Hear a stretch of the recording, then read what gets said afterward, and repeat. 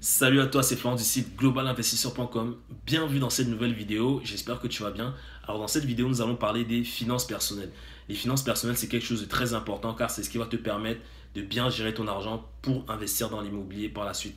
Dans cette vidéo, je vais te parler d'une discussion que j'ai eue avec une très bonne amie à moi qui travaille actuellement sur Paris et qui a eu quelques problèmes au niveau de ses finances personnelles. Donc dans cette vidéo, je vais te donner quelques conseils pour bien gérer tes finances personnelles si jamais tu veux investir dans l'immobilier. Tu verras que ces conseils sont très utiles car c'est ce qui va te permettre de bien gérer tes investissements immobiliers par la suite. Avant de commencer, je t'invite à t'abonner à ma chaîne YouTube. Je t'invite également à liker ma page Facebook si ce n'est pas déjà fait. Je t'invite également à télécharger mon guide gratuit qui s'appelle les 5 conseils pour démarrer dans l'immobilier. Si tu me regardes actuellement sur Facebook, je t'invite à regarder la vidéo complète sur YouTube. Donc je te mettrai le lien juste en dessous dans les commentaires. Alors comment gérer ses finances personnelles? Donc, je vais te parler de l'entrevue que j'ai eue avec mon amie qui travaille actuellement à Paris. Donc voilà, elle a un très bon salaire, elle gagne très bien sa vie, mais elle n'arrive pas à très bien gérer ses finances personnelles. Pourquoi? Le problème qui se pose pour la plupart des gens, c'est que des fois, même s'ils ont un fort revenu, ils vont dépenser plus qu'ils ne gagnent. Donc elle, ce qui se passe, c'est qu'elle a son salaire, mais ses dépenses, que ce soit au niveau des dépenses fixes ou des dépenses variables, la somme des deux, ça dépasse son salaire. Donc du coup, elle se retrouve un peu dans une situation où elle doit piocher dans son épargne au fur et à mesure. Donc voilà, c'est quelque chose d'assez compliqué. Mais tout ça, c'est juste une question d'organisation. Donc comment gérer ses finances personnelles? Quand tu as ce genre de problème, ce qu'il faut faire, c'est d'abord un bilan de tes finances. Un bilan de tes finances, c'est quoi? C'est que tu vas prendre ton relevé. Donc elle, c'est ce qu'elle a fait. Elle a pris ses relevés bancaires et elle a vu ses charges fixes et ses charges variables. Les charges fixes, c'est quoi? C'est tout ce qui est loyer, facture d'électricité, internet, etc. Et les charges variables, c'est tout ce qui est les courses, le shopping, les vacances, les restaurants, etc. Et en fait, ce qu'il faut faire une fois que tu as fait ce bilan là, c'est de couper, en fait, voilà, c'est de réduire tes dépenses. Donc tu vas faire la liste de toutes tes dépenses variables et tu vas voir les dépenses qui finalement ne sont pas nécessaires. Donc elle, ce qu'elle a fait, par exemple, elle s'est rendue compte qu'elle avait plusieurs abonnements Spotify et Deezer, par exemple. Donc c'est deux produits similaires, donc typiquement elle n'a pas besoin d'en avoir deux. Elle a également vu qu'elle avait deux abonnements pour une salle de sport. Donc si c'est pour un objectif d'investir, donc c'est peut-être bien de couper ces dépenses-là pendant un moment, de réduire les dépenses, que ce soit des restaurants, des voyages, des sorties, etc. pour pouvoir mettre de l'argent de côté pendant un certain temps et ensuite pouvoir investir dans l'immobilier. C'est un exercice que je t'invite à faire si jamais tu es dans une situation où voilà, tu n'arrives pas à joindre les deux bouts comme on dit, mais franchement, je pense que tout est une question de gestion. Donc, tu peux avoir des personnes qui gagnent 10 000 € par mois, mais qui, à la fin du mois, se retrouvent à moins 2000, à moins 1000 ou à moins 2000. Ça, c'est parce qu'ils gèrent mal leurs dépenses et qu'ils vivent au-dessus de leurs moyens. Moi, je connais des personnes qui gagnent 1500, voire même le SMIC, et qui, à la fin du mois, arrivent à mettre un tiers de leur salaire. Donc, typiquement, quel que soit ton salaire, que ce soit 1000, 2000, 3000, 4000, 5000, il faut absolument que tu arrives à mettre 33% de tes revenus. C'est la règle des 33% que j'explique d'ailleurs dans mon e-book. Prends ton salaire, tu le divises en 3. Il y aura 33% que tu vas mettre de côté pour investir, voire plus si tu peux. 33% pour te loger, donc typiquement ton loyer ou ton crédit si jamais tu as acheté une résidence principale. Et les 33% restants, c'est pour tes dépenses quotidiennes, on va dire. Donc voilà, c'est une règle à appliquer, la règle des 33%.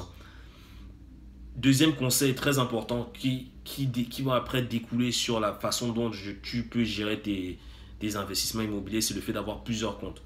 Plusieurs comptes, je te dirais même au minimum 3 comptes. Dans le sens où tu vas me dire, oui, peut-être avoir plusieurs comptes, ça va empirer la situation. Car voilà, ce qui dit plus de comptes dit plus de gestion, etc. C'est pas forcément le cas. Par exemple, moi j'ai une dizaine de comptes, mais c'est des comptes alloués à chaque type de dépense. Donc bien sûr, j'ai des dépenses liées à mes investissements immobiliers et j'ai des comptes liés à mes dépenses personnelles. Donc par exemple, moi je te dirais d'avoir minimum 3 comptes. Tu vas avoir un compte où tu vas mettre tes charges fixes, justement, donc tout ce qui est loyer, internet, facture d'électricité, etc. Alors, tu vas avoir un autre compte où tu vas épargner, donc où tu vas mettre ton épargne. Donc là, ça va être des virements tous les mois. Tu vas mettre un tiers de ton salaire ou je sais pas, ou même si tu peux épargner plus, tu vas mettre un certain montant. Tout ça, c'est des virements automatiques. Et tu vas avoir un troisième compte qui finalement va te servir à faire tes dépenses. Tu peux même aller plus loin. Par exemple, moi, ce que j'ai fait, c'est que j'ai une ligne de compte pour des vacances. Je me dis, voilà, tous les mois, je mets par exemple 50 €, 70 € pour mes vacances. Une ligne pour, par exemple, les cadeaux. Tout le temps, tu as des anniversaires, des mariages, etc. Je me dis, voilà, tous les mois, je mets 30 €, 40 € dans ce compte. Dès qu'il y aura par exemple un anniversaire et qu'il faut payer par exemple un litchi, voilà, je pioche dans ce compte-là et je paie, je contribue à l'anniversaire. Je pense que le fait d'avoir plusieurs comptes, ça peut vraiment t'aider. Sache qu'il existe des comptes en ligne gratuits qui te coûtent rien.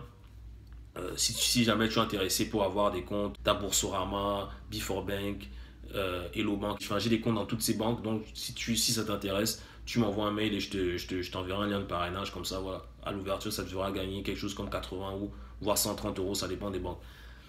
Ceci pour te dire que en immobilier, c'est pareil. En immobilier, si tu gères tout avec un seul compte, c'est impossible.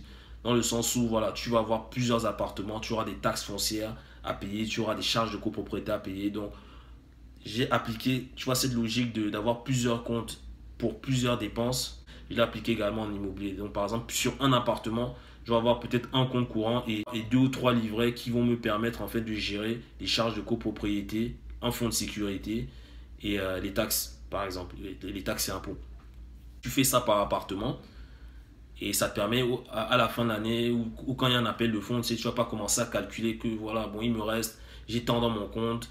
Tu vas commencer à essayer de retrouver les montants, enfin voilà, voir combien il faut payer, etc. Alors que si tu sais que tous les mois, par exemple, tes charges de copropriété, c'est 125 euros ou 100 euros, tu sais que dès que tu reçois le loyer ou dès que tu reçois ta paie, si jamais c'est toi qui payes les charges de copropriété, automatiquement, tu fais un virement sur ce compte-là, en automatique. Donc, c'est même pas toi qui le fais, tu le fais une fois, après, c'est tous les mois, tu auras un virement automatique qui va partir vers ce compte-là. Comme ça, le jour où tu auras ton appel de fonds, tu vas juste aller piocher dans ce compte-là et payer tes charges ou payer ta taxe foncière ou payer des travaux si jamais c'est le cas. Donc vraiment, pour récapituler, je t'invite vraiment à faire un bilan sur tes finances personnelles. Tu fais un bilan, tu vois tes dépenses fixes, tes dépenses variables. Tu essaies de réduire tes dépenses variables pour pouvoir épargner davantage. Ce qui va te permettre après d'investir dans l'immobilier. Et une fois que tu as investi dans l'immobilier, tu appliques la même méthode d'ouvrir plusieurs comptes par type de dépenses.